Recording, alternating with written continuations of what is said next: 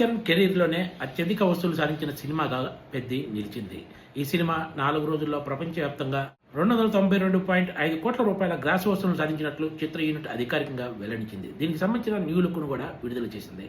Ram Charan solo హీరోగా చేసిన మూవీల్లో అత్యధిక వసూలు సాధించిన సినిమాగా ఇప్పుడు పెద్ది రికార్డు క్రియేట్ చేసినట్లయిందని చెప్పాలి. ఫస్ట్ వీక్ పూర్తయ్యే నాటికి ఈ మూవీ వసూళ్లు మరింత పెరగటం ఖాయం. సోమవారం నాడు బుకింగ్స్ ఒకంత తగ్గినా కూడా రాబోయే రోజుల్లో కూడా బాక్సాఫీస్ ముందుకు వచ్చే భారీ సినిమాలు ఏమీ లేకపోవడంతో పెద్ది బుకింగ్స్ ఆశాజనకంగా కొనసాగే అవకాశం ఉందని టాలీవుడ్ వర్గాలు అంచనా వేస్తున్నాయి. ముఖ్యంగా ఈ సినిమాలో హీరో రామ్ చరణ్ నటనకు ప్రేక్షకుల నుంచి పెద్ద ఎత్తున ప్రశంసలు దక్కాయి.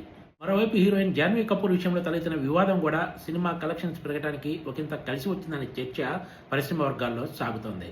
పెద్ది మూవీలో హీరోయిన్ జాన్వీ కపూర్ను చూపించిన విధానంపై పెద్ద ఎత్తున విమర్శలు రాగా దర్శకుడు బుచ్చిబాబు ఏకంగా క్షమాపణ చెప్పడంతో పాటు అభ్యంతరకర సీన్స్ కొన్నింటిని తొలగిస్తామని కూడా ప్రకటించారు.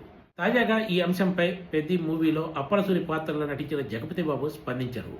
దర్శకుడు చెప్పినట్లే హీరోయిన్ జాన్వీ కపూర్ చేసిందని ఆమెను వ్యక్తిగతంగా ట్రోల్ చేయవద్దంటూ అభిమానులు కోరారు.